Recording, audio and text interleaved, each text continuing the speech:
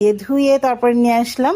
এদিক থেকে একটা কড়াই বসিয়ে দিয়েছি, কড়াইয়ের মধ্যে দিয়ে দেবো এখন কাঁচামরিচ পেঁয়াজ। তো কাঁচামরিচ পেঁয়াজ এগুলো মানে কেটে রেখে দিয়েছি, কিন্তু এখন হলো প্রথমে একটা ডিম ভেঙে ভেজে নিব স্ক্রাম্বল করে। তো যেহেতু ডিম দিয়েই এই নুডলসটা রান্না করব ওই জন্য তো এখানে একটু প্রথমে মানে তেল দিয়ে দিলাম, তেল দিয়ে তারপরে দিয়ে দিলাম ডিমটা দেওয়ার পরে উপর থেকে একটু নুন দিয়ে দিব যাতে করে টেস্টটা ভালো আসে। তো তারপরে নুডলসের মধ্যে নুন দিতেই হবে, তারপরে সসের মধ্যেও নুন থাকে। তো যাই হোক, এখানে প্রথমে একটু নুন দিয়ে দিলাম, নুন দিয়ে তারপর আমি ভালো করে নাড়াচাড়া করে নিচ্ছি। নাড়াচাড়া করে তারপরে ডিমের স্ক্রাম্বলটা করে নিব, করার পরে একটা বাটির মধ্যে তুলে নিব, তুলে নিয়ে তারপরে আবারও তেল দিয়ে দিব। তো প্রথমে এই ডিমটা আগে নামিয়ে নেই, তো এরই মধ্যে কিন্তু ভাজা হয়েই গিয়েছে। তো নামিয়ে নিলাম, নামিয়ে নিয়ে এখন আবারও তেল দিয়ে দিব, কারণ যতটুকু দিয়েছিলাম সেটুকু ডিমের মধ্যেই লেগেছে। তো এখানে আমি আবারও পরিমাণ মতো তেল দিয়ে দিলাম, তেল দিয়ে তারপরে কাঁচামরিচ পেঁয়াজ তো এগুলো দিয়ে ভেজে নেব। তো যা কিছুই রান্না করা হোক, তো আমাদের দেশীয় একটা রান্না বান্নার ব্যাপারটা কিন্তু থাকেই।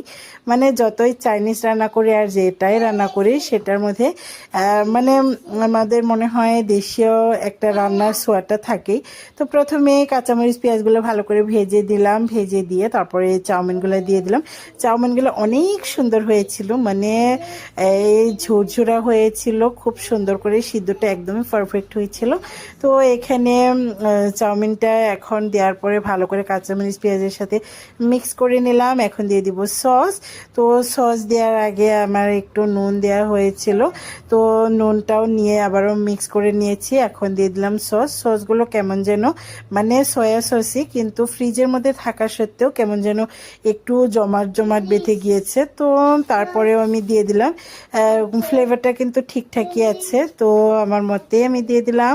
দেওয়ার পরে এখন আবারও দিয়ে দিব টমেটো কেচাপ। তো প্রথমে তো এই মানে সয়া সসগুলো ভালো করে মিক্স করেই নিলাম।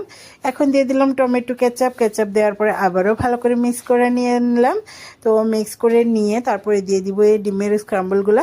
তো অলরেডি কিন্তু রান্না প্রায়ই কমপ্লিট, তো সব কিছু মানে ধাপে ধাপে দিচ্ছিলাম, তারপরে নাড়াচাড়া করে করে তারপরে ভাজিও করে নিচ্ছিলাম।